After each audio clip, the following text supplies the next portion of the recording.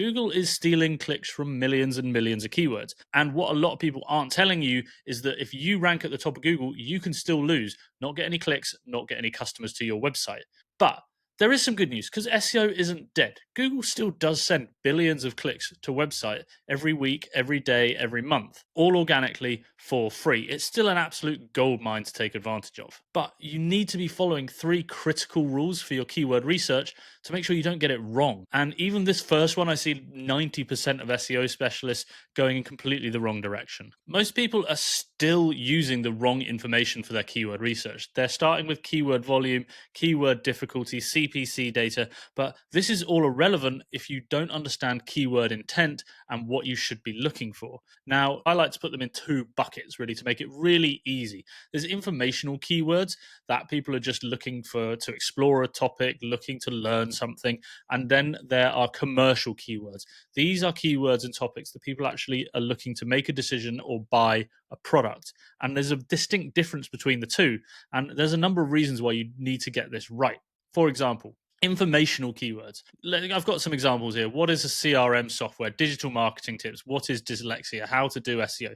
These are just people looking for information. So if you were to put these into Google, it would look something like this. You'd obviously get your paid ads at the top, which are just standard now, but then you've got an AI overview. And this AI overview is going to be stopping you getting a lot of clicks to your website because people are kind of getting the information they need from here.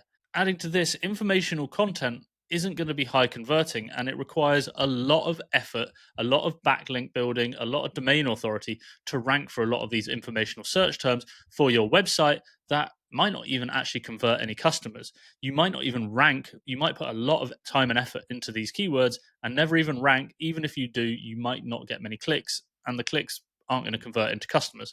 That's a problem for most businesses. Unless you're a massive software SaaS business with money to burn and you can compete with your informational content marketing like this is top of funnel, and it's not going to drive much traffic for most businesses in the revenue and the amount they're able to invest in their digital marketing. Compare that to decision stage, commercial, or deep, what I like to call deep target keywords that are targeting people at a specific point in their buying journey where they're more likely to convert into a customer. This is a brand new channel, and if you get anything from this video at all, do me a digital handshake, hit the subscribe button, and comment with where you are on your journey below. Now, there's an important distinction between the two as well, because if you try and target an informational keyword with a type of commercial sales page on your website, it's not going to rank, and vice versa. If you're targeting these decision stage sort of commercial keywords with informational blog posts, they're not going to rank either. So when you're looking at the intent of keywords, you need to make sure your content and the pages of your website also fit into these brackets. Otherwise, you're never going to rank. But taking a deeper look at these sort of commercial keywords, you can see when they're deeply targeted, they have a much, much stronger way to resonate with your potential customers. You can see CRM for hedge funds, multi-currency accounting for software for Mac, accounting softwares for small businesses not online, managed IT services for legal professionals. These are really highly specific pages. And that means when someone lands on a page like this, they're going to be really high converting. You know, I've seen these sorts of pages convert at well over 10, 20%, even more sometimes for some business types. Now, when you're using your keyword research tool, this is SEMrush, which you can use to find keywords. There's some little settings here that you can use to filter out your informational and your commercial keywords. So I'm just going to put in a really broad topic here, and we'll just services generally, but you could put in your seed keyword to be much more targeted to your niche. But I really want to talk about the settings within a keyword research tool like this. You can see this intent column, which so many people ignore. We can actually filter out the intent. You can see we can get rid of informational, which we already told we don't really want because that's not going to convert or get many clicks these days. We actually want to look at commercial and transactional terms. Navigational, you can ignore that, someone just trying to find a particular website. And we can apply those settings to get rid of all the informational stuff and find high converting keywords instantly. Now, this is still going to be a bit of a problem because we need to filter down a bit more. So what I would do here, actually, I really like to put the word for in here because this almost helps us filter down for like someone looking X service for Y type of business problem or service or that sort of thing.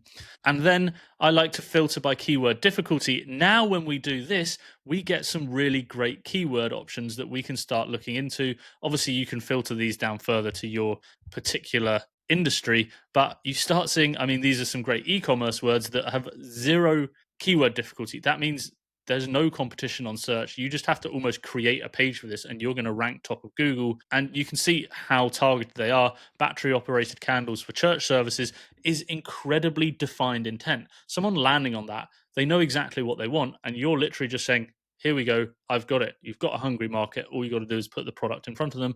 And there's probably not going to be much competition to rank on Google for this as well. Now, if you were to actually take one of these deep target keywords and Google them, you're going to get a very different set of search results to what we saw before. We've got our sponsored ads, but that's fine. But you can see there's no AI overview because it can't just serve information. Actually, we've got different intent. We've got people looking for a particular service. In this one, it's really targeted. Best full service marketing agency for construction is super deep intent. And we can see that actually there's not a massive amount of competition on this search. It's kind of mixed up. There's some people targeting digital marketing for construction companies. And because we've actually, if we were to create a page on this basis, we'd probably rank pretty highly because other people aren't quite targeting that keyword and that topic directly. If we want to avoid competition, we need to move on to the second thing that you need to be doing with your keywords and hunting where your competitors aren't looking. If you go into Google's Search Console, search.google.com/search-console, you'll see this performance section on the left. Now, when you go into here, you're going to get a list of all the queries you rank for. And you can see, I mean, this website doesn't do amazing with its SEO, but there's loads of opportunity here. You can filter by impressions, which means your web page is being shown somewhere on Google to searchers, but you're not actually getting clicks, which means you're either informational and the keywords are being sucked up by those AI overviews, or your landing page high converting pages aren't actually showing high enough because you're not really targeting. Now, this website only has one main page, its main homepage, and a couple of other bits and a blog. So it's missing a lot of opportunities. And you can see all these high intent keywords: A-level maths tutor, Godalming. It's someone looking for something very specific in a specific location that it's not targeting. Language tutors in Horsham, tuition in Horsham, private maths tutor Sussex. These are all pages and areas of the website that we could build out really easily, targeting those searchers, showing off our services, how they're going to benefit them in that area. So you can go through your Google Search Console and just find all these search terms with high intent that people are looking to make a purchase and create pages on your website for them. And we already know that the sort of traffic is validated because we can see there's impressions but not clicks. Now, the final important step is not just to trust all the data in these tools. I actually want you to analyze the SERP as well, the search engine page results. And we can do this in a couple of ways, but let's say we go and look at this keyword that we just found in our search console there. We can see it has 20 search volume a month, which is fine. It probably, like when you group it up to other ways people searching, it probably has much more volume. But even for a small business, a page that only gets 20 monthly search volume, if you rank at the top of Google, if you scoop up even a few searches a month, you're converting at a 5 or 10% rate. Just making one page could get you an extra client, an extra 2 clients for a small business every month. So the ROI on spending an hour or two creating this page on your website is still really, really high over the long period of time, even if clicks are low, but conversions are high. But when we actually scroll down on a tool like SEMrush, we can actually see some of the search engine results page metrics, and we could just go and Google this page. This is the best place to look if you're not sure whether to target a keyword, because then we can actually see whether it's worth our time. We want to look down and see who is actually ranking for these keywords. Now, you've got firsttutors.com, you've got superprof.co.uk, which look like quite high authority directory sites, so they might be quite hard to unseat. We've also got Tutorful, we've got Tutor Hunt. There's a lot of competition on this page. So although it says that it's a 0 keyword difficulty and very easy, when we actually look down the page, we can see some quite high authority domains ranking on this page. That means they might be quite hard to unseat from search results. Although you can see as well, actually none of these pages have any backlinks, which is why you're getting that 0 keyword difficulty score. So if you did think, I really want to rank this page, you could probably quite comfortably build a landing page based on this keyword for your website, build a few links to it, make sure you're nicely internal linked from the rest of your website, and you're probably going to rank pretty high. Probably like this maths tutor Godalming keyword here is doing a good job of ranking high in search results. Yes, there are other high authority sites here, but they're not directly targeting this exact need. So I would still think you'd have a good shot of ranking because we're targeting, what was it, A levels maths tutor Godalming, and these are being more generic in just generic maths teachers